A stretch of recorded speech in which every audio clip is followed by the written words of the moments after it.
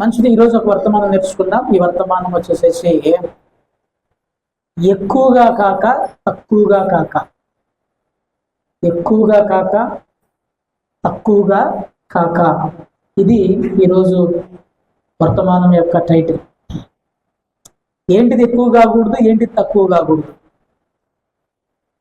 చూద్దాం. అదే రోమీయులకు రాసినటువంటి పత్రిక 12వ అధ్యాయము 3వ వచనం. రోమీయులకు రాసిన పత్రిక 12వ అధ్యాయము 3వ వచనం. తను తాము ఎంచుకొనదగిన దానికంటే ఎక్కువగా ఎంచుకొనక ఒక్కొక్కరికి విభజించి ఇచ్చిన విశ్వాస పరిమాణ ప్రకారము తాను స్వస్థ బుద్ధి కలవాడగుటకై తగిన రీతిగా తన్ను ఎంచుకొనవలెనని కృపను బట్టి ప్రతి వానితో చెప్పుచున్నాను. ప్రార్థన. మళ్ళొకసారి చదువుదాం జాగ్రత్తగా. తన్ను తాను ఎంచుకొనదగిన దానికంటే ఎక్కువగా ఎంచుకొనక దేవుడు ఒక్కొక్కరికి విభజించి ఇచ్చిన విశ్వాస పరిమాణ ప్రకారము తాను స్వస్థ బుద్ధి గలవాడొకటికై తగిన రీతిగా తన్ను ఎంచుకొనవలెనని నాకు అనుగ్రహింపబడిన కృపను బట్టి మీలో ప్రతివానితో చెప్పుచున్నాను. స్తోత్రం. హల్లెలూయా. ఎంచుకొనక, ఎంచుకొనక అంటే ఏంటిది అర్థం? ఈ యొక్క మాటలకు అర్థం ఏంటిది? ఎంచుకొనక అనేటువంటి పదానికి అర్థం ఏంటిది? ఎంచుకోవడం. తన్ను తాను ఎంచుకొనదగిన దానికంటే ఎక్కువగా ఎంచుకోవడం అంటే, ఎంచుకోవడం అనేటువంటి మాటకి మనం జాగ్రత్తగా ఆలోచన చేస్తే చాలా అర్థాలు ఉన్నాయి. ఇంగ్లీష్లో థింక్ అనేటువంటి పదం రాయబడింది. ఎంచుకోవడం అనేటువంటి ఆ యొక్క పదం దగ్గర, తెలుగు పదం దగ్గర ఇంగ్లీష్లో థింక్ అనేటువంటి ఇంగ్లీష్ పదం రాయబడింది. అంటే ఏంటి? థింక్ అంటే ఏంటిది? ఆలోచించడం, భావించడం, అనుకోవడం, తలంచుకోవడం. ఇంకో రకంగా చెప్పాలంటే ఇన్నర్ ఫీలింగ్స్, లోపల ఉండేటువంటి ఆ యొక్క స్వభావాలు, ఆలోచనలు, తలంపులు, భావనలు తన్ను తాను ఎంచుకొనదగిన దానికంటే ఎక్కువగా ఎంచుకోవడం అంటే ఆలోచించడం. నా గురించి నేను ఆలోచించడం, నా గురించి నేను భావించటం, నా గురించి నేను అనుకోవటం, మన లోపల మనం అనుకోవటం, తలంచుకోవటం. ఇవన్నీ బయట కనపడేటువంటివి కాదు, ఇవన్నీ బయటికి కనపడేటువంటివి కాదు, లోపల ఉండేటువంటివి. అందుకనే ఎంచుకోవటం. చూడండి, మనకి అనుకోవటం, అనుకున్నాను అనేటువంటి పదాలు మనకి అక్కడక్కడ బైబిల్లో కనపడుతుంటాయి.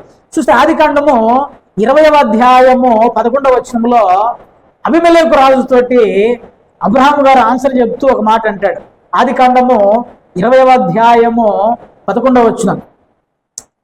అబ్రహాము ఈ స్థలమందు ఏ మాత్రమును లేదు కనుక నా భార్య నిమిత్తము చేసి నన్ను చంపుదురనుకొని. ఈ లోపల యాక్చువల్గా ఇక్కడ మనం జాగ్రత్తగా గమనించినట్లయితే గెరారు దేశంలోనికి వీరు ప్రవేశించినట్లుగా ఆయన అటు ప్రయాణం చేస్తూ నివాసాలు మారుస్తూ గెరారు దేశంలో కాపురం ఉండడానికి వెళ్తాడు. గెరారు దేశం యొక్క రాజు అబీమెలెకు. ఆ యొక్క గెరారు అంటే వాళ్ళు అక్కడ ఉన్నటువంటి పని వాళ్ళ రాజు గారి దగ్గర ఈ యొక్క శారమ్మ గారి గురించి పొగిడినప్పుడు ఆయన అడుగుతాడు, నీకేమవుతుంది శారమ్మ అంటే, ఆయన భయపడి నాకు చెల్లెలు అవుతుంది అని చెప్తాడు. అతను తీసుకుపోయి ఆమెని తన గృహంలో ఉంచుకున్నప్పుడు దేవుడు ప్రత్యక్షమై ఆ యొక్క నీతిమంతుని భార్య జోలికి వెళ్ళొద్దు, ఆ స్త్రీ జోలికి వెళ్ళొద్దు అని చెప్తాడు. తిరిగి వచ్చిన తర్వాత ఆ యొక్క శారమ్మ గారిని అక్కడ వదిలిపెట్టిన తర్వాత అబ్రహాము గారిని అడుగుతాడు, మాకెందుకు నువ్వు ఇంత ద్రోహం చేస్తున్నావు, ఇంత కఠినమైనటువంటి మాట మాతో ఎందుకు చెప్పావు అన్నప్పుడు అప్పుడు అబ్రహాం గారు చెప్తున్నాడు, అబ్రహాం గారి ఆలోచన వాళ్ళందరిని చూసినప్పుడు, గెరారు దేశం ఉన్న ప్రజలను చూసినప్పుడు, గెరారు దేశం ఉన్నటువంటి మనుషులను చూసినప్పుడు అక్కడ దేవుని భయము ఎంత మాత్రము లేదు కనుక, దేవుని భయం లేదు కనుక ఆ యొక్క నా భార్య నిమిత్తము నన్ను చంపుదురు అనుకుని నేను ఈ యొక్క మాట చెప్పాను. అనుకున్నాను, ఎంచుకున్నాను. జాగ్రత్తగా గమనించండి. ఎందుకు ఈ మాటలు చెప్తున్నానంటే, మనం కూడా మన లోపల అనుకుంటూ ఉంటాం. చాలాసార్లు, ఎక్కువ సార్లు మనం ఊహిస్తూ ఉంటాం. మన ఊహే నిజం అనుకుంటాం. ఎప్పుడు మన ఊహ నిజం కాదు. ఎక్కువ శాతం ఏం చేస్తుంటామంటే ఎక్కువ రోజులు ఎక్కువ సార్లు నీ గురించి నాకు తెలియదా అని అంటుంటాం మనం. ఫ్రెండ్స్, బాగా క్లోజ్ ఫ్రెండ్స్ అనుకో, ఏమంటాం? నీ గురించి నాకు మొత్తం తెలుసు అంటాం. కానీ ఎప్పుడు అది జరగని పని. ఏ మనిషి గురించి ఏ మనిషికి పూర్తిగా తెలియదు. ఇక్కడ చూడండి, అబ్రహాం గారు తనలో తాను అనుకున్నాడు, ఎంచుకున్నాడు, వీళ్ళు భయం లేదు, వీళ్ళు నన్ను చంపుతారేమో అని. సో నీ లోపల ఉండేటువంటి ఆలోచన, ఊహ, నువ్వు నేను కలిగి ఉండేటువంటి తలంపులనే ఎంచుకోవటము అనేటువంటి మాట గురించి బైబిల్ తెలియజేస్తుంది. చూడండి, మనము మత్తయి శుభవార్త 6వ అధ్యాయము 7వ వచనంలో ఎంచుకోవడం గురించి ఒక మాట రాయబడింది. మత్తయి శుభవార్త 6వ అధ్యాయం 7వ వచనం, మరియు ప్రార్థన చేయనప్పుడు అన్య జనుల వలె వచింపవద్దు, విస్తరించి మాట్లాడుట వలన తమ మనవి వినబడునని వారు తలంచుచున్నారు. వీళ్ళ లోపల వీళ్ళు ప్రార్థన చేయడానికి వస్తున్నారు, లేదా వాళ్ళు అన్ని జనులు అనగా వారి దేవుళ్ళ దగ్గరికి వెళ్ళి మాట్లాడుతూ ఉన్నారు, దేవుళ్ళకి పూజలు చేస్తూ ఉన్నారు.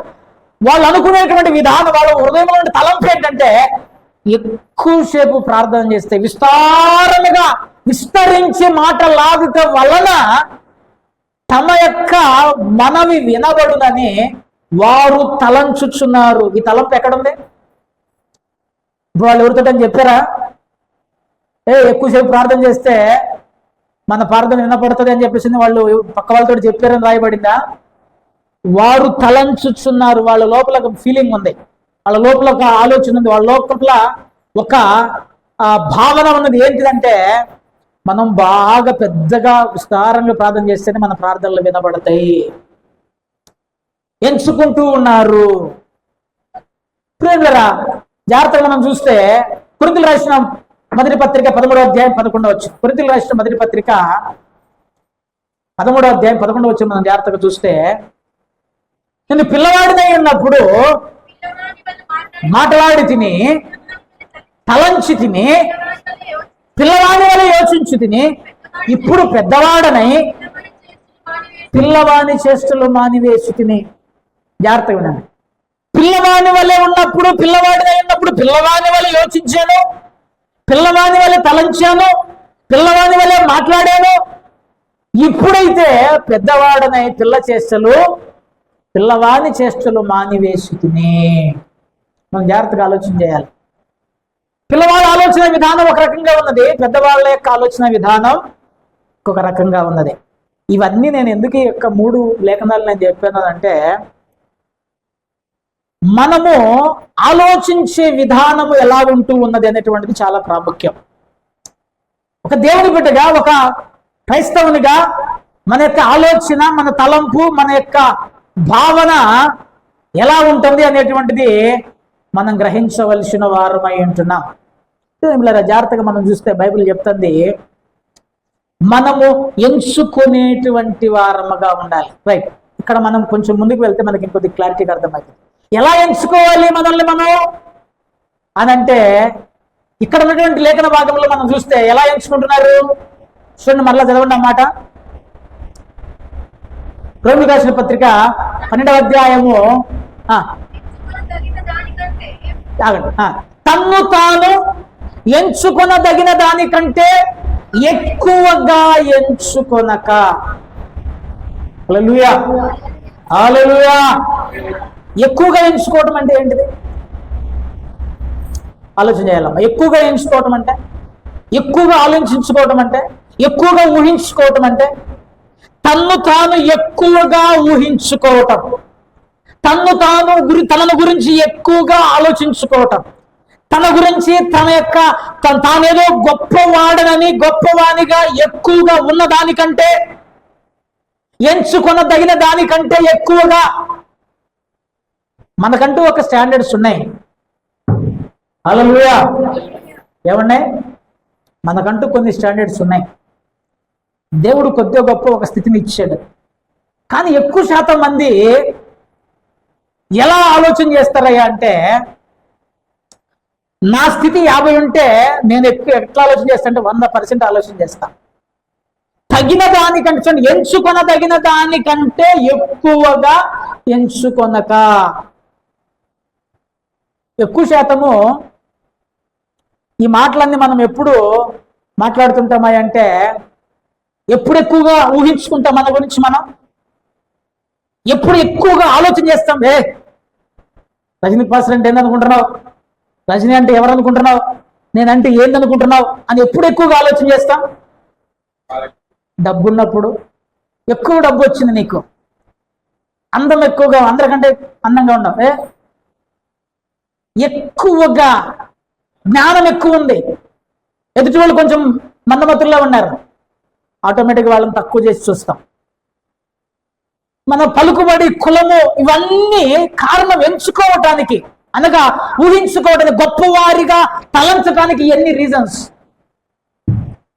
ఒక చిన్న ఎగ్జాంపుల్ చెప్తా మీకు. ఒకరోజు ఒక బాగా భూస్వామి ఇంట్లో ఒక వజ్రము మిస్ అయిందట. ఏం మిస్ అయింది? వజ్రం. వాళ్ళ ఇంట్లో మస్తు ఎలుకలు ఉన్నాయట, పందికొక్కులు బాగా ఉన్నాయి. భూస్వామే కానీ ఇంట్లో చాలా పందికొక్కులు ఉన్నాయి. వజ్రం ఎడిపోయిందిరా, వజ్రం ఎడిపోయిందిరా, ఎడిపోయిందిరా అని చెప్తే ఎతుకుతుంటే ఆ ఎలుకలు తిన్నాయని అర్థమైంది ఆయనకి. ఎలుకలు తీసుకుపోయింది అని ఒక ఆలోచనకు వచ్చాడు, అండర్స్టాండింగ్కి వచ్చాడు. కానీ ఆయనకు ఒక కన్ఫ్యూజన్, ఇన్ని ఎలుకలను ఎక్కడ పట్టాలి, నేను ఎక్కడ చూడాలి అని ఎలుకలు పట్టేటోడిని పిలిపించాడు. ఈయన పట్టుకోవడానికి ప్రయత్నం చేసిన విన్నిట్లో ఆ యొక్క వజ్రాన్ని మింగిన ఎలుక ఏదో ఆయనకు అర్థం కాక ఎలుకలు పట్టేవాడిని పిలిస్తే ఆడు అట్లా పోయి ఇట్లా పట్టుకొచ్చాడు. 2 నిమిషాలు అట్లా, 2 నిమిషాలు కూడా అట్లా పోయాడు, దాన్ని అట్లా పట్టి తీసుకొచ్చి ఇచ్చాడు. దాన్ని తీస్తే దాంట్లోంచి వజ్రం వెళ్ళింది. ఈ యొక్క భూస్వామి గారికి పెద్ద డౌట్ వచ్చింది. అరే, నువ్వు మామూలునే కాదు, ఇన్ని ఎలుకల్లో నాకు ఎట్లా దొరకబెట్టినావు నువ్వు అని అన్నట. సార్, సింపుల్ సార్, అన్నీ ఒక దగ్గర ఉన్నాయి, ఇది ఒక్కటే ఒక దగ్గర ఉంది అన్నాడు. అన్నీ ఒక దగ్గర ఉన్నాయి, ఇది ఒక్కటే సపరేట్గా ఒక దగ్గర ఉంది, ఇది కలవటలేదు వాటిల్లో. ఎందుకు కలవట్లేదు? వజ్రం ఉందిరా నా దగ్గర. ఎందుకు కలవట్లేదు? వజ్రం ఉంది కాబట్టి అవి నాకంటే తక్కువ, నేను సపరేట్గా ఉంది. డబ్బు ఉంది, వాళ్ళకంటే నేను ఎక్కువ అని సపరేట్గా ఉంటాను. జ్ఞానం ఉంది, వాళ్ళకంటే ఎక్కువ నేనని చెప్పి సపరేట్గా ఉంటాను.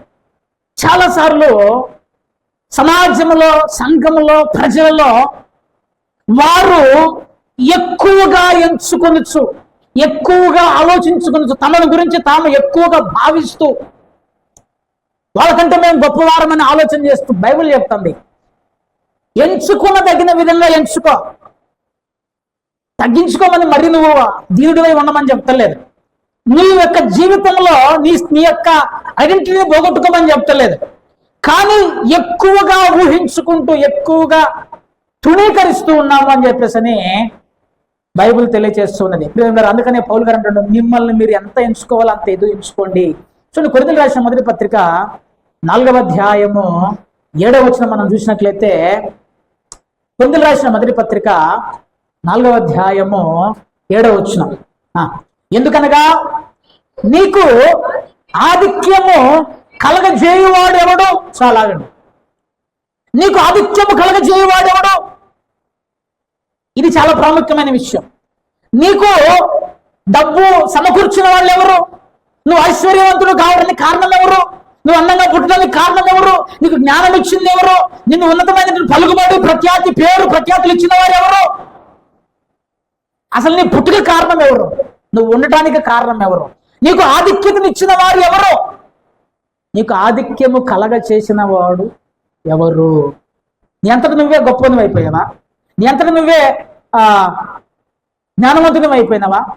దేవుని సహాయము లేకుండా, దేవుని యొక్క హస్తము లేకుండా, దేవుని యొక్క కృప లేకుండా, దేవుని యొక్క కనికరము లేకుండా ఎలా గొప్పనివయ్యావు నువ్వు? ఎలా డబ్బు సంపాదించగలిగావు? ఎలా ఐశ్వర్యవంతుని కాగలిగినావు? ఎలా ఈ రోజు ఉన్నటువంటి స్థితికి కారణం ఎవరు? మనం ఆలోచన చేయవలసిన వారం అంటారు. దేవుడే అన్నప్పుడు నేను గొప్పగా ఎంచుకోను. దేవుడే నా ఈ స్థితికి కారణం అన్నప్పుడు నేను గొప్పగా ఊహించుకోను. చాలా మంది జేబులో 200, 300, 1000 రూపాయలు ఉంటే అస్సలు ఎదుటి లెక్క కూడా చేయరు. అసలుకి ఎట్లుంటారంటే పరిస్థితి, వాళ్ళ జీవితంలో వాళ్ళ యాటిట్యూడ్ ఎట్లుంటుందంటే, 1000 రూపాయలు జేబులో ఉంటే, కొంతమందిని చూడండి, కోట్లున్నా కూడా ఏమి లేనట్టే ఉంటున్నాడు. కోట్ల రూపాయలు ఉంటే అదే చిరిగిపోయిన చొక్క మాసిపోయిన బట్టలు వేసుకుని ఏమి లేవన్నా నా దగ్గర అంటాడు. కొంతమంది 1000 రూపాయలు 500 రూపాయల నోట్లు జేబులో ఉంటే ఏం సార్, ఏం సంగతి, ఏమి సంగతి, ఈ 1000 రూపాయలు అయిపోతే మళ్ళీ అప్పుకే పోవాలి.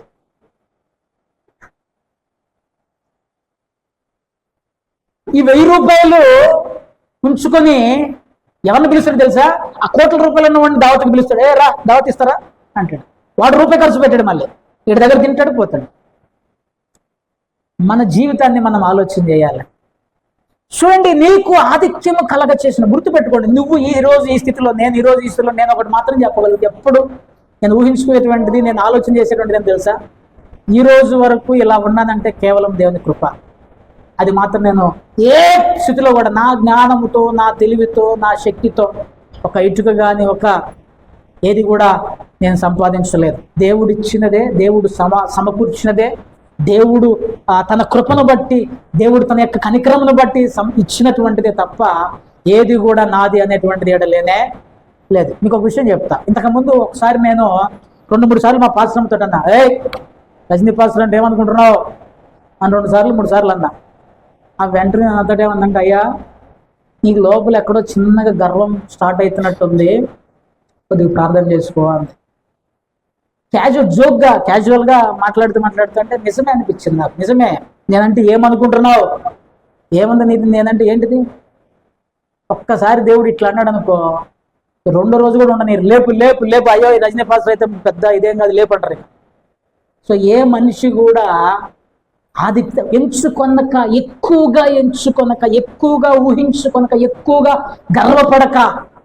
చూడండి ప్రేమికులారా, బైబిల్ ఏం తెలియజేస్తుందంటే, రోమిలికి రాసిన పత్రిక 9వ అధ్యాయం 16వ వచనంలో, రోమిలికి రాసిన పత్రిక 9వ అధ్యాయం 16వ వచనం, కాగా పొందగోరి వాని వలనైనను ప్రయాసపడు వాని వలనైనను కాదు కానీ కరుణించు దేవుని వలనే అగును. అయ్యో బల్లెవాడి వన్న, మేము ప్రయాసపడుతున్నాం, భయంకరంగా కష్టపడి సంపాదిస్తున్నాం, మాతడి కాదంటావేంటి?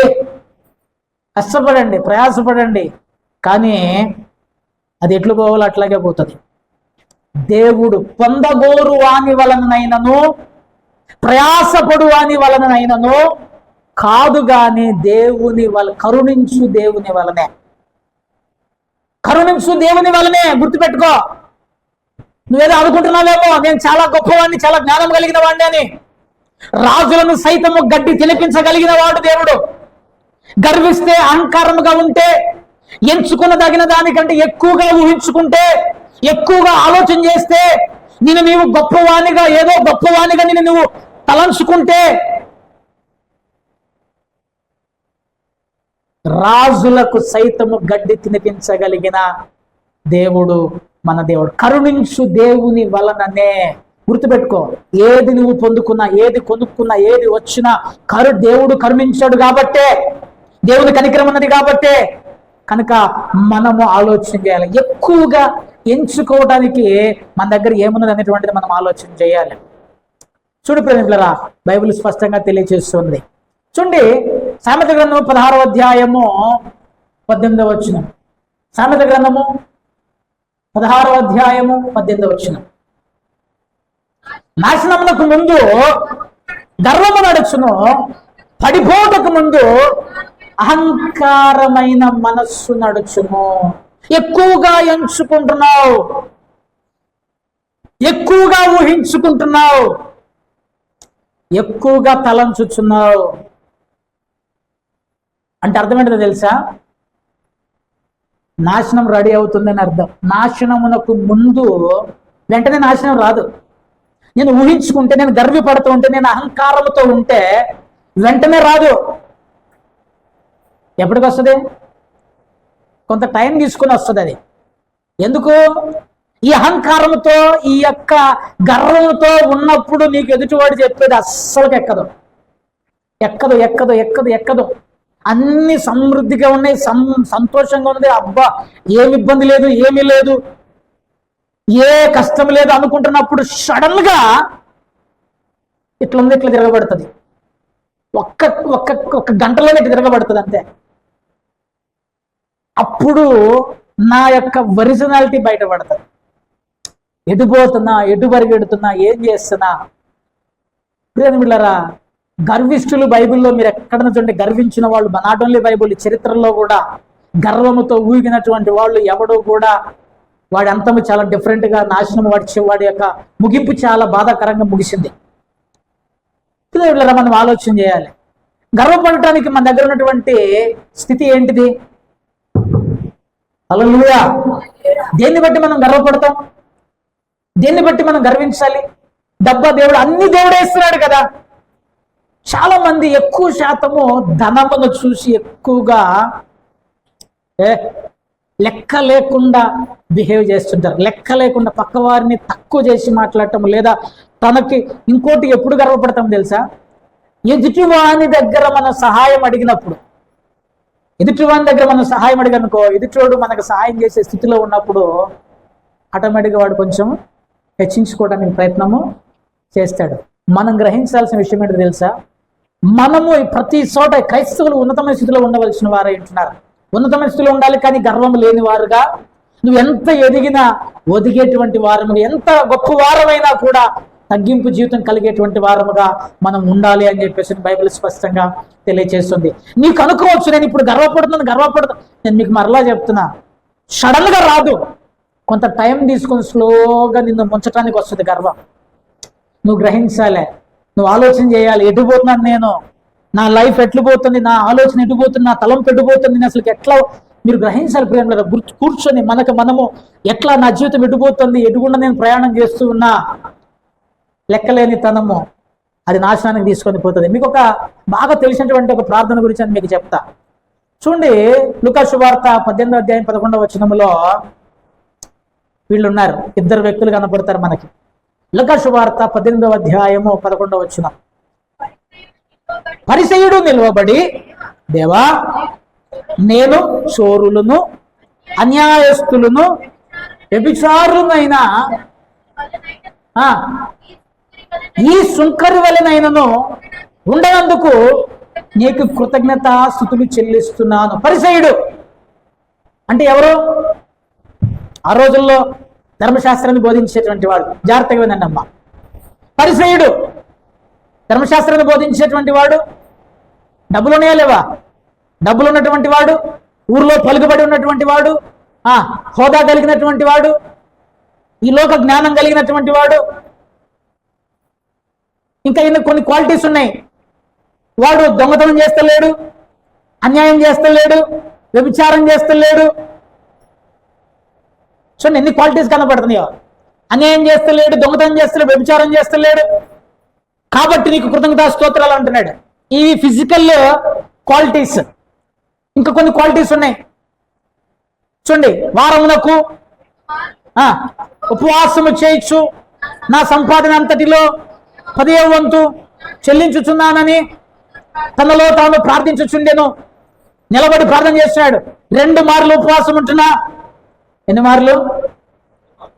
ఇటువంటి వాడు చర్చిలో ఉంటే ఏమంటారు పాస్టర్ గారు? భక్తిపరుడు అంటారు.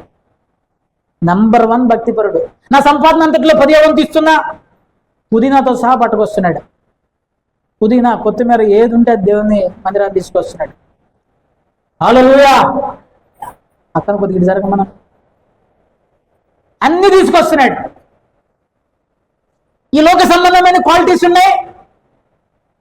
అట్ దట్ సేమ్ టైం ఆత్మ సంబంధమైన కొన్ని లక్షణాలు కూడా వీనికి ఉన్నాయి. వీటితో పాటు ఇంకొక లక్షణం ఉంది.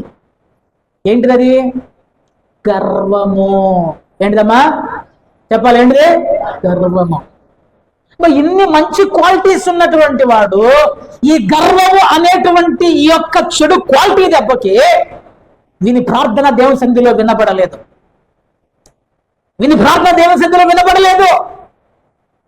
ఆలోచన చేయవలసిన వారు భయించున్నాం. నాశనములకు ముందు గర్వము నడుచున్నాం. ఇటువంటి వాడు చర్చిలో ఉంటే బాహ్య ప్రపంచము మంచి భక్తిపరుడు, మంచి విశ్వాసి, మంచి మంచి క్యారెక్టర్ కలిగిన వాడు అని చెప్పేసి మనకి సర్టిఫికెట్ ఇవ్వచ్చు. కానీ దేవుని దృష్టిలో ఆ గర్వము అనేటువంటి దానిని బట్టి దేవుడు అతని ప్రార్థన ఆలకించనే. ఎందుకు ఆలకించలేడు? ఇంకో క్వాలిటీ ఉంది దీనికి. కంపారిజన్ చేస్తున్నాడు. ఈ సుంకరి వలనైనను చాలా మందిని కంపారిజన్ చేస్తుంటాం, నేను అలా లేను, నేను ఆమెలా లేను, నేను అతనిలా లేను. నిన్ను అతనితో ఎవరు పోల్చుకోమన్నాడు? నిన్ను నువ్వు జాగ్రత్తగా చూసుకోవాలి. మనం ఎప్పుడు ఒకరితోటి మనం పోల్చుకోవడానికి వీలు లేదు. ఎందుకు పోల్చుకోకూడదు? వారు మనుషులు, వారు పాపములో పడతారు. నువ్వు ఎవరితో పోల్చుకోవాలి? యేసుతో పోల్చుకోవాలి. యేసుతో పోల్చుకుంటే అప్పుడు నీ పాపములు నీకు కనపడతాయి. నేను యేసుతో పోల్చుకుంటే నా లోపములు నాకు కనపడి పశ్చాత్తాపడి, ప్రభువా నీలాగా మారటానికి నాకు సహాయం చేయని ప్రార్థన చేస్తాను. నేను మనుషులతో పోల్చుకుంటే ఈ సుంకరి వలనైనా, ఎంత తక్కువ అంటే యాటిట్యూడ్ ఎలా ఉంది అక్కడ? యాటిట్యూడ్ మనిషి ఎలాంటి, ఏ లాంగ్వేజ్, ఏ పిచ్చిలో మాట్లాడి ఉంటాడు, ఏ గొంతు యొక్క స్వరం ఏ రేంజ్ లో ఉంటది. అక్కడ చూస్తే ఆ యొక్క బాడీ లాంగ్వేజ్ కూడా, ఈ సుంకరి వలెనైనను ఎంచుకొనదగిన దానికంటే ఎక్కువగా ఎంచుకొనక, మనల్ని మనము, మన స్థితిని, మన పరిస్థితిని ఎక్కువగా మనము ఎంచుకొనదగిన దానికంటే ఎక్కువగా ఎంచుకోకూడదని బైబిల్ స్పష్టంగా తెలియజేస్తుంది. చూడండి, ఆ తర్వాత మనం జాగ్రత్తగా గమనించాలి. అయితే సుంకరి దూరముగా నిలుచుండి ఆకాశం వైపు కన్నులెత్తుటకైనను ధైర్యము చాలక రొమ్ము కొట్టుకొనుచు, దేవా పాపినైనా నన్ను కరుణించుమని పలికెను. సుంకర్ అంటే సాదా సీదా మనిషి కాదు. ఈయన ఎంప్లాయ్. ఎవరు? ఎంప్లాయ్ అండి. ఈయన మామూలుడు కాదు. Tax collector, government employee. ఈయన పన్నులు వసూలు చేసేటువంటి వాడు. ఈ పరిసయుడు గవర్నమెంట్ ఎంప్లాయీని అంత తక్కువ చేసి మాట్లాడంటే మళ్ళంటాడు చూస్తే ఇంకా అసలు ఏ రేంజ్లో ఉండేవాడు. నడురా బడివానేవాడు. కానీ సుంకరి, ఆయనకు అర్థమైంది ఏంటిది? సుంకరికి, నాకు ఈ యొక్క ప్రార్థనలో నాకు అర్థమైంది ఏంటంటే, సుంకరి తనను తాను పరిశీలన చేసుకున్నాడు. తనను తాను సెల్ఫ్ ఇవాల్యుయేషన్, తనను తాను పరిశీలన చేసుకుని, నా పరిస్థితి ఎలా ఉన్నది, నేను ఎలా ఉన్నాను, పాపినైనా నన్ను కరుణించుమనే ఈ రెండు పనులు చేశాడు. ఇక్కడ దూరంగా నిల్చున్నాడు, నిలుచుండి పలుకుతున్నాడు. ఆకాశం వైపు కన్నులెత్తుటకు అయినను ధైర్యము చాలక ఏం చేశాడు? రొమ్ము కొట్టుకుంటూ, పాపినైనా నన్ను కరుణించు ప్రభువా, రొమ్ము కొట్టుకుంటూ, ముందెలా వాదుకుంటూ. ఈ సంఘటన ఎప్పుడు జరుగుతుంది? రొమ్ము ఎప్పుడు కొట్టుకొని ఏడుస్తారు? ఒక మనిషి చనిపోతే, మనకు ఆప్తులు చనిపోతే, దగ్గర వాళ్ళు చనిపోతే ఇక ముండెలు వాదుకొని ఏడుస్తాం. అంటే అంత దుఃఖము అతనిలో నుంచి బయటకు వస్తుంది. దేవుణ్ణి చూసినప్పుడు, దేవుని సన్నిధికి వచ్చినప్పుడు ఆ తగ్గింపుతో, ఘోరమైనటువంటి వేదనతో రొమ్ము కొట్టుకుంటూ, పాపినైనా నన్ను కరుణించు ప్రభువా. ఇప్పుడు ఎవరి ప్రార్థన వినబడింది? యేసుక్రీస్తు ప్రభువు ఎవరి ప్రార్థన వినబడింది అని చెప్పాడు? అతని కంటే ఇతడు నీతిమంతుడిగా తీర్చబడి తన ఇంటికి వెళ్ళేదని మీతో చెప్పుచున్నా. తన్ను తాను హెచ్చించుకునివాడు తగ్గింపబడును, తన్ను తాను తగ్గించుకునివాడు హెచ్చింపబడును. తనను తాను ఎవడు నిన్ను హెచ్చించడం? హెచ్చింపు ఎక్కడి నుంచి వస్తుంది? హెచ్చింపు అనేటువంటిది ఎక్కడి నుంచి వస్తుంది? హృదయము, మనస్సు, ఆలోచన. గొప్ప గొప్ప గొప్ప. అందుకని తనను తాను హెచ్చించుకున్నవాడు. ఎవడో వచ్చింది గొప్పగా, గొప్పని చేయడు. నీ అంతకు నువ్వే ఊహించుకుంటావు, నేను చాలా గొప్పోడిని. తను తాను తగ్గించుకున్నవాడు హెచ్చించబడతాడు. అయితే ఇక్కడ మనం జాగ్రత్తగా గమనించినట్లయితే, పరిసయ్యునికి అర్థం కాని ఇంకొక విషయం చెప్తా. ఏంటిదంటే, వాని ప్రార్థన దేవుడు ఆలకించలేడనే విషయం మనకు అర్థం కాదు. ప్రేమగా మనం జాగ్రత్తగా ఆలోచన చేయవలసిన వారమై ఉంటున్నాం. కనుక అసలు ఈ పని అన్ని ఎందుకు చెప్పాడు తెలుసా? దేవుడు ఈ ఇదొక రియల్ స్టోరీ, ఇదొక ఉపమానం. ఇది తామే నీతిమంతులమని నమ్ముకొని తమ్మును నమ్ముకొని ఇతరులను తృణీకరించు కొందరితో ఆయన ఈ ఉపమానము చెప్పాను. ఏమనుకుంటున్నాడు ఈయన? నేనే నీతిమంతుణ్ణి, నేనే పరిశుద్ధుణ్ణి, నేనే నేనే నేనే నేనే మిగతా వాళ్ళందరూ మంచోళ్ళు కాదు. ఎప్పుడు అటువంటి ఆలోచన మనం చేయకుండా ఉండాలి. ఇక్కడ జాగ్రత్తగా చూస్తే ప్రియులారా, మనం దేవుని సన్నిధిలో మనం తగ్గించుకునేటువంటి వారు. సామెత గ్రంథం 26వ అధ్యాయం 12వ వచనంలోకి రండి. సామెత గ్రంథము 26వ అధ్యాయము 12వ వచనం. తన దృష్టికి జ్ఞానిని అనుకుని వానిని చూచితివా, వానిని గుణపరచుట కంటే మూర్ఖుని గుణపరచుట సులువు. ఇక్కడ ఒక క్యారెక్టర్ ఉంది. తన దృష్టికి తానే జ్ఞానవంతుడని అనుకుంటాడు. అనుకుని వానిని, తలంచు వానిని, ఊహించు వానిని, భావించు వానిని నువ్వు చూసావా? ఇక్కడ నేను ఒక చిన్న ప్రశ్న అడుగుతా. పరిచయుల్ని మనం మార్చగలుగుతామా? ఇప్పుడు ఇక్కడున్న పరిచయుల్ని ఎందుకని మార్చలేము?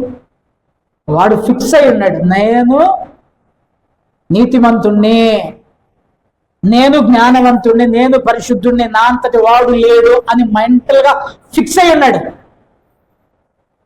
తన దృష్టికి తానే జ్ఞానవంతుడు, నేను చేసేది కరెక్టే. ఒకడు అంటాడు, అందుకే ఒక సామెత పుట్టింది. కొంతమంది మనుషుల గురించి మాట్లాడేటప్పుడు ఆడు తాను పట్టిన కుందేలుకి 3 కాళ్ళు అంటాడు. కుందేలుకి ఎన్ని కాళ్ళు ఉంటాయి? కానీ వీడు 3 అంటాడు. ఇంకా కొంతమంది ఉన్నారు, అన్న నువ్వు భలేవాడు 2 అన్న మేము చూసిన కుందేలుకి అంటారు అన్నమాట. అంటే ఏంటిది? వీళ్ళు ఎదుటి వారి యొక్క మాటలను లోబడరు, ఎదుటి వారి మాటలకి విధేయత చూపరు, ఎదుటి వారి గురించి ఆలోచన చేయరు. ఒకవేళ మనం వారిని కరెక్ట్ చేయడానికి ప్రయత్నం చేస్తే మా అంత జ్ఞానవంతులు లేరు, మాకు తెలిసినంత మీకు తెలియదు అని తగ్గించుకోవటానికి ప్రయత్నము చేయరు. కనుక ప్రేమలో మనం ఆలోచన చేయాలి. హల్లెలూయా. 2 విషయాలు చెప్పాను నేను. ఒకటి, ఎంచుకోవటం అంటే ఏంటిది? ఊహించటం, ఆలోచన చేయటం, అనుకోవటం, మన లోపల జరిగేటువంటి ఇన్నర్ ఫీలింగ్. ఎలా ఎంచుకోవాలి? మనల్ని మనం ఎక్కువగా ఎంచుకోకూడదు, నీకున్న దానికంటే ఎక్కువగా ఊహించుకోకూడదు, నీ స్థితి కంటే ఉన్నతమైన వారిగా భావించకూడదు. ఎప్పుడు అది వస్తుందంటే మనకు గర్వము అనేటువంటిది మనలో ప్రారంభమైతే అప్పుడు మనం గొప్పవారిగా, ఉన్నతమైన వారముగా, ఏదో అయిపోయినట్టుగా ఊహించుకుంటాం. కానీ గర్విష్ఠుల ప్రార్థన దేవుడు ఆలకించడు, అహంకారులకు దేవుడు కృపచూపుడని బైబిల్ స్పష్టంగా తెలియజేస్తూ ఉన్నది. కనుక మనము తగ్గింపు కలిగి ఉండాలని చెప్పేసి బైబిల్ తెలియజేస్తుంది. మరి ఎక్కువగా ఎంచుకోకూడదు, మరి తక్కువగా ఎంచుకోవాలా? మరి ఎక్కువగా ఎంచుకోకూడదు, తక్కువగా ఎంచుకోవాలా? ఏం చెప్తుంది అదే లేఖనము? చూడండి, తగిన రీతిగా ఎంచుకొనవలెను. తగిన రీతిగా. హల్లెలూయా. చాలాసార్లు మనుషుల్లో ఉండేటువంటి స్వభావం ఎట్లుంటదంటే, నాకేం చేతగా, నేనేం చేయలేను. ఇన్ఫీరియారిటీ కాంప్లెక్స్ అంటారు. ఏమంటారు? ఇన్ఫీరియారిటీ కాంప్లెక్స్ అంటే ఆత్మన్యూనతా భావం. ముందుకు రాను అనుకో, వద్దులేండి నేను కూర్చుంటా. ఓ పని వద్దండి, ఇంకోటి వద్దండి, నాకేం చేత కాదు, నేనేం చేయలేను, నాతోటి ఏమీ కాదు అన్నట్టు మనము చాలాసార్లు తక్కువగా ఊహించుకుంటాం. కానీ దేవుడు నీకు కృపనిచ్చాడు. దేవుడు నీకు తన యొక్క కృప చొప్పున విశ్వాస పరిమాణము, నీకొక దేవుడు విశ్వాస పరిమాణం ఇచ్చాడు, నీకొక సామర్థ్యం ఇచ్చాడు, నీకొక ఎబిలిటీని ఇచ్చాడు, నీకొక మంచి స్థితిని ఇచ్చాడు. ఆ స్థితి కంటే ఎక్కువ పోవద్దు, కానీ తగిన రీతిగా నువ్వు ఎంచుకోవాలి అని చెప్పేసి బైబిల్ స్పష్టంగా తెలియచేస్తున్నది. తక్కువ కాదు, ఎక్కువ కాదు, తగిన రీతిగా. చూడండి, మీకు ఒక చిన్న ఎగ్జాంపుల్ చెప్తా. నిర్గమకాండము 4వ అధ్యాయం 10వ వచనం మనం చదివితే మనందరికీ తెలిసినటువంటిదే. నిర్గమకాండము 4వ అధ్యాయము 10వ వచనం. మోషే, ప్రభువా, మాటలాడినప్పటి నుండి అయినను మాట నేర్పరిది కాను, నాలుక మాంద్యము గలవాడనని చెప్పగా. ఏమంటున్నాడు? యెహోవా మానవులకు నోరిచ్చిన వాడు ఎవడు? మూగవాడినే గాని, చెవిటివాడినే గాని, దృష్టి గలవాడినే గాని, గుడ్డివాడినే గాని పుట్టించిన వాడెవడు? యెహోవానైనా నేనే కదా. ఇదంతా మనందరికీ తెలిసిన స్టోరీ. మిద్యాను అరణ్యంలో మోషేని తీసుకొని వెళ్తానికి మోషేని దేవుడు ప్రత్యక్షమై మోషేతో దేవుడు మాట్లాడుతున్నప్పుడు మోషే చెబుతున్న మాట, అయ్యా నేను ఇంతకు ముందు ఎప్పుడు మాట నేర్పరిని గాను, నోటి మాంద్యమును నాలుక మాంద్యమును గలవాడను. నిజమేనా ఇది? మనం ఆలోచన చేయవచ్చు, నిజమేనా అని చెప్పేసి మనం ఆలోచన చేస్తే అపోస్తుల కార్యములు 7వ అధ్యాయం 22వ వచనంలో స్టెఫను గారు ఈయన గురించి మాట్లాడుతూ అపోస్తుల కార్యములు 7వ అధ్యాయం 22వ వచనం, మోషే ఐగుప్తీయుల సకల విద్యలను అభ్యసించి మాటల యందును కార్యముల యందును ప్రవీణుడై ఉండెను. హల్లెలూయా చెప్పాల, హల్లెలూయా. ఎట్లున్నాడట మోషే గారు? సకల విద్యలను, ఐగుప్తు దేశంలో ఉన్నటువంటి సకల విద్యలను అభ్యసించి మాటల యందు కార్యముల యందు ప్రవీణుడై నైపుణ్యము గలవాడై. దేవుని బిడ్డలమైన మనము ఎట్లుండాలో తెలుసా? అన్ని నేర్చుకోవాలి, అన్నిటిలో మనకు ప్రవేశం ఉండాలి. అన్నిటిలో నువ్వు ఎప్పుడు కూడా సెకండ్ పొజిషన్ కొరకు ఎప్పుడు ఆలోచన చేయమాకండి. సెకండ్లో ఉంటా, థర్డ్లో ఉంటా, ఫోర్త్లో ఉంటాను ఎప్పుడు ఆలోచన చేయమాకండి. ఫస్ట్ పొజిషన్లోనే ఉండడానికి ప్రయత్నం మనం చేయాలి. ఫస్ట్ పొజిషన్లో ఆ రకంగా మనం ప్రయాసపడాలి, ఆ రకంగా మనం ముందుకు వెళ్ళాలి. ఫస్ట్ ర్యాంక్ కొరకు మనం టార్గెట్ పెట్టి ఫస్ట్ ఏదైనా సరే అన్నిటిలో సామాజికంగా, సోషల్గా, ఉద్యోగాల పరంగా ఇక మాకు ఎందుకులేనా, మాకు స్వీపర్ జాబ్ చాలు, మాకు చదువుకునే పిల్లలు స్వీపర్ జాబ్ చాలు, మాకు ఏం చెప్తావు? స్వీపర్ జాబ్ తోటి ఏం చెప్తావు నువ్వు? ఎవరికి నువ్వు దేవునికి నువ్వు అదే నువ్వు ఆ ఆఫీస్కి బాసు అనుకో, నీకున్న విలువ వేరు, నీ యొక్క ఘనత వేరు. సో నువ్వు ఎప్పుడు కూడా, నేను ఒకసారి మా క్యాస్ట్ సర్టిఫికేట్ మార్చేటప్పుడు అక్కడ ఉన్నటువంటి ఎంఆర్ఓ గారు నన్ను చాలా కన్విన్స్ చేయడానికి అయ్యా ఎందుకండి మీరు తీసుకుంటారు, ఉండండి దీంట్లోనే వచ్చండి, వద్దండి నాది కన్వర్షన్ చేయండి, సర్టిఫికేట్ ఇవ్వండి అని. మీకు రిజర్వేషన్లో పోతాయండి, పోతే పర్లేదు ఇవ్వండి. నన్ను దగ్గర 3-4 రోజులు తిప్పాడు. చివరికి నేను ఏమన్నా తెలుసా, మా పిల్లలు జనరల్ కేటగిరీలో పోటీ పడతారా? నమ్మని సర్టిఫికేట్ జనరల్ కేటగిరీలో పోతారు, జనరల్ కేటగిరీలో పోతారు. నాకు ఇది అవసరం లేదు, నా దేవుడు కావాలి, నాకు జనరల్ కేటగిరీలో పోతాం మేము కావాలంటే, నువ్వు మాకు సర్టిఫికేట్ ఇవ్వు. ఎందుకు ఈ మాట చెప్తున్నాను తెలుసా? ఈయనకేం రిజర్వేషన్ ఉంది? మోషేకి ఏ రిజర్వేషన్ చదువుకున్నాడు? ప్రవీణుడట, సకల విద్యలో ప్రవీణుడు, అటువంటి జ్ఞానం కలిగినాడు. ఎందుకు ఈ మాటలు చెప్తున్నా అంటే, మనము దేవుడు వచ్చినప్పుడు ఆయన కొంచెం తగ్గించుకొని మాట్లాడు. మనం అలా ఉండకూడదు. నీకు దేవుడు జ్ఞానం ఇచ్చాడు, నీకు ఎబిలిటీని ఇచ్చాడు, నీకు సామర్థ్యాన్ని ఇచ్చాడు. దాన్ని వాడవలసిన సందర్భంలో ఖచ్చితంగా నువ్వు వాడవలసిన వాడవై ఉంటున్నావు. నువ్వు నీ యొక్క శక్తిని, నీ యొక్క జ్ఞానమును, నీ యొక్క తెలివిని, నీకు దేవుడు ఇచ్చిన సామర్థ్యాలను సరైన సందర్భంలో నువ్వు వాడవలసిన వాడవై ఉంటున్నావు. తగిన రీతిగా నువ్వు దాన్ని ఉపయోగించాలి. మీకు ఒక వ్యక్తి గురించి చెప్తారండి. అపోస్తుల కార్యములు 22వ అధ్యాయం 24వ వచనంలోకి రండి.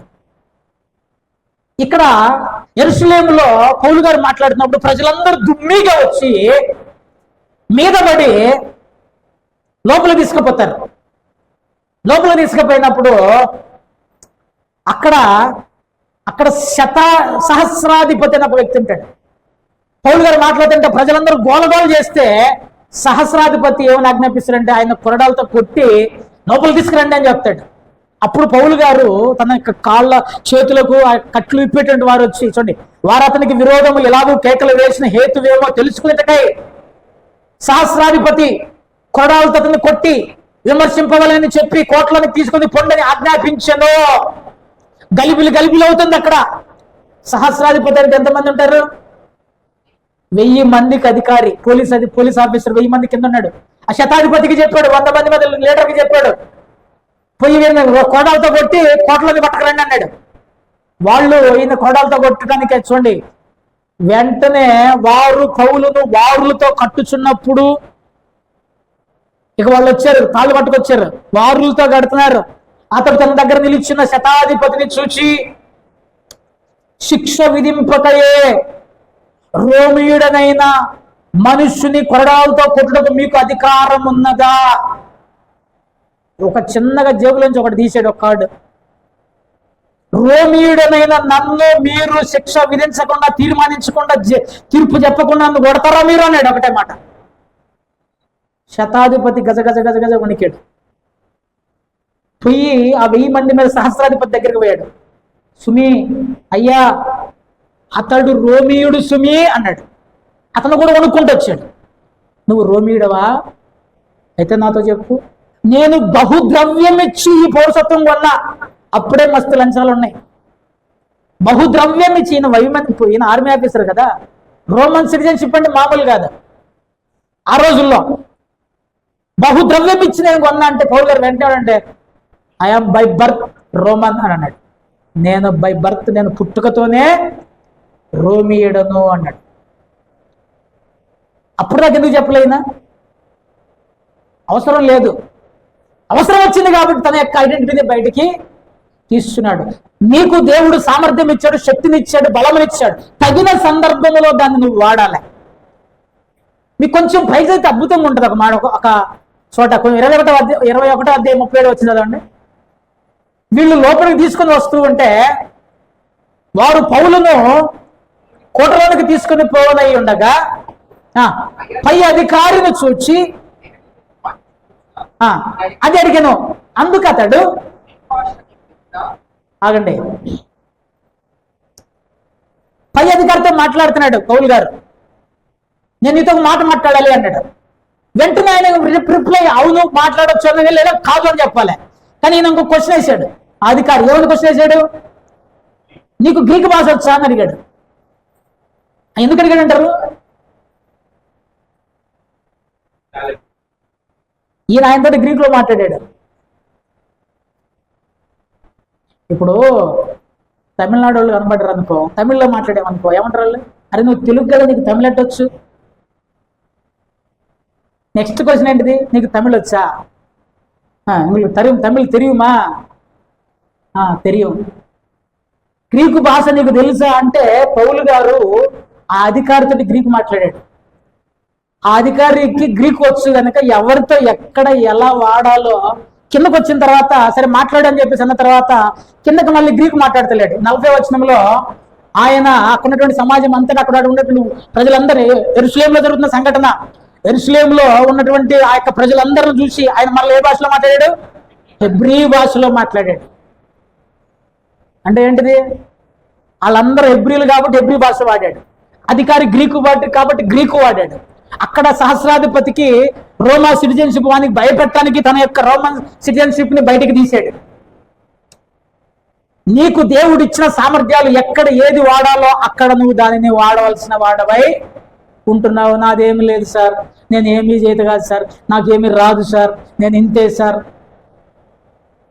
దేవుడు నీకు తన పని కొరకు తన యొక్క, అందుకని ఎక్కువగా ఎంచుకో మాకు, తక్కువగా ఎంచుకో మాకు, తగిన రీతిగా దేవుడి యొక్క దగ్గర నిన్ను నీవు, అందుకని ఎక్కువగా కాక తక్కువగా కాక.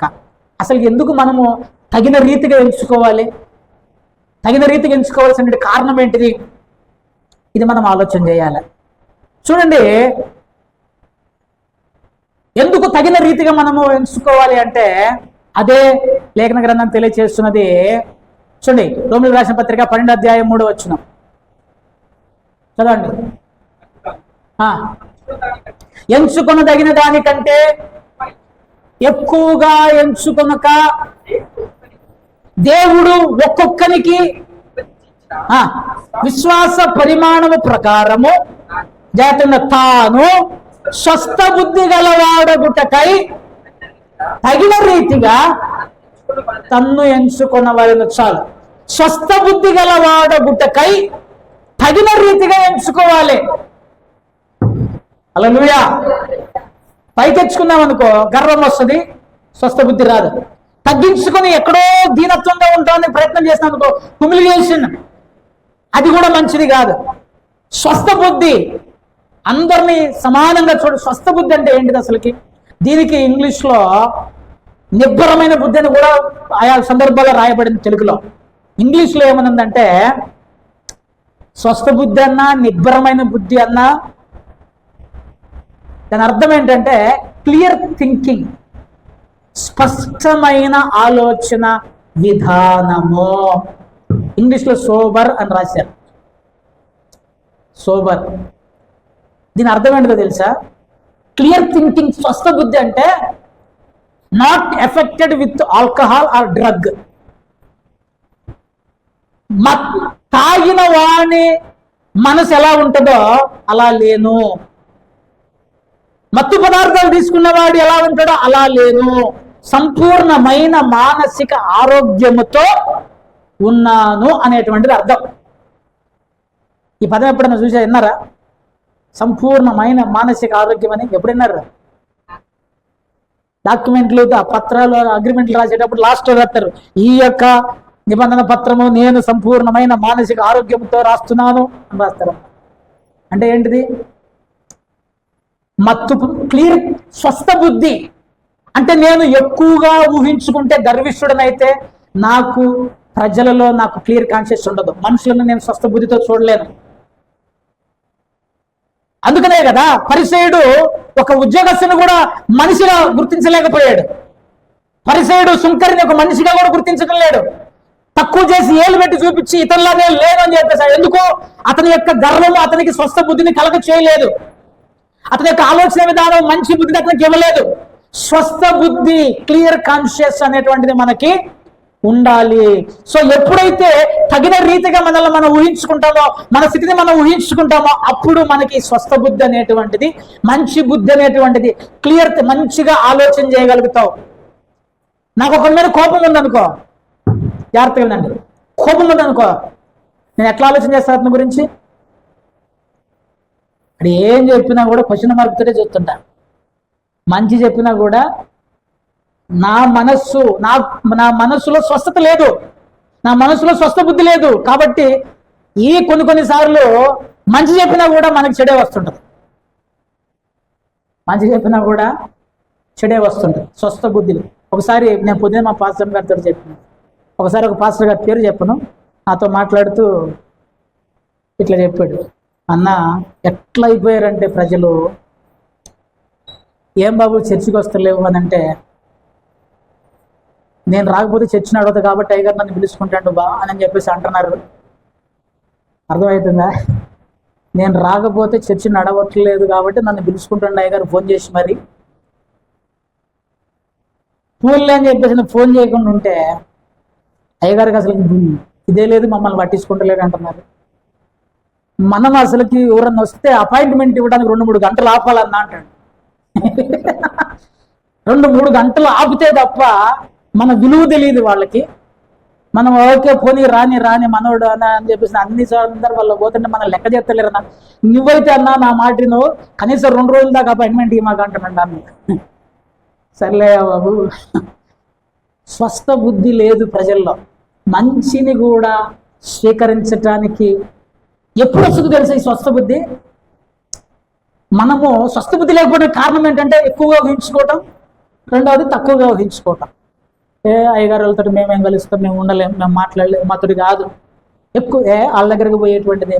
ఈ యొక్క 2 తప్పుడు సంకేతాలు ఇస్తాయి. కనుక తగిన రీతిగా మనం ఎంచుకుంటే అప్పుడు మనకి క్లియర్ థింకింగ్, దేవుడు నీకు ఇచ్చిన సామర్థ్యాన్ని, దేవుడిచ్చినటువంటి ఆ యొక్క ఎబిలిటీని మనం వాడుకోవాల్సిన వారమై ఉన్నామని చెప్పేసి బైబిల్ స్పష్టంగా తెలియజేస్తూ ఉన్నది. చూడండి, ఎవరెవరికి స్వస్థ బుద్ధి కావాలంటే కొన్ని మాటలు చెప్తాను నేను తొందరగా. పేతురు రాసిన మొదటి పత్రిక 4వ అధ్యాయం వచ్చిన, అయితే అన్నిటి అంతము సమీపమై ఉన్నది కాగా మీరు స్వస్థ బుద్ధి గలవారై ప్రార్థనలు చేయుటకు మెలకుగా ఉండండి. స్వస్థ బుద్ధి గలవారై ప్రార్థనలు చేయండి, లేకపోతే మీ ప్రార్థనలు అంగీకరించబడవు అని బైబిల్ స్పష్టంగా తెలియజేస్తున్నది. కొంతమంది వ్యక్తులకు స్వస్థ బుద్ధి కావాలని చెప్పేసి బైబిల్ స్పష్టంగా తెలియజేస్తుంది. చూడండి, తీతుకు రాసిన పత్రికలకు రండి, 2వ అధ్యాయం 2వ వచనం. తీతుకు రాసిన పత్రిక 2వ అధ్యాయం 2వ వచనం. ఎలాగనగా, ఎవరమ్మా, ఎవరు వీళ్ళు పెద్దలు చెప్పాలి, ఎవరు వృద్ధులంటే ఎవరు? 50 సంవత్సరాలు దాటిన వాళ్ళు, లేకుంటే 60 సంవత్సరాలు దాటిన వాళ్ళు అందరూ వృద్ధులే. 60 years వేసుకున్నాంలే మనం. వృద్ధులు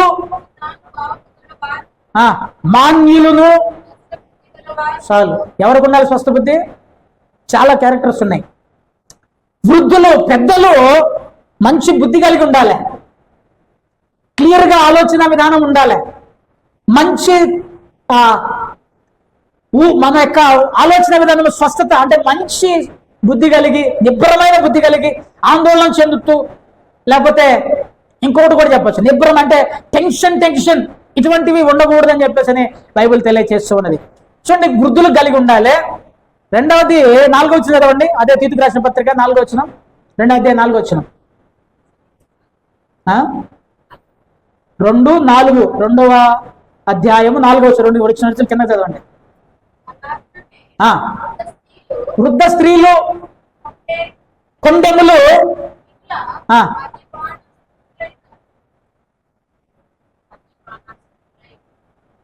దేవునికి స్తోత్రం, హల్లెలూయా. ఆడేం లేదులే, పెట్టలే నేను. వృద్ధ స్త్రీలు, వృద్ధులు, వృద్ధ పురుషులు, వృద్ధ స్త్రీలు, చర్చిలో ఉన్న వాళ్ళు అందరిని తీసుకొస్తాయి. ఇప్పుడు ఎట్లుండవు? కొండెములు చెప్పకూడదు. తర్వాత మద్యపానాసక్తులు, మత్తులై ఉండకూడదు. భయభక్తులు కలిగి స్వస్థ బుద్ధి గలవారై ఉంది అక్కడ కింద చదివితే. స్వస్థ బుద్ధి గలవారై ఉండాలి. స్త్రీల గురించి చెప్తున్నాడు. స్వస్థ బుద్ధి గలవారై ఉండాలంటే ఒక మాటలో చెప్తాను నేను మీకు. ఒకరోజు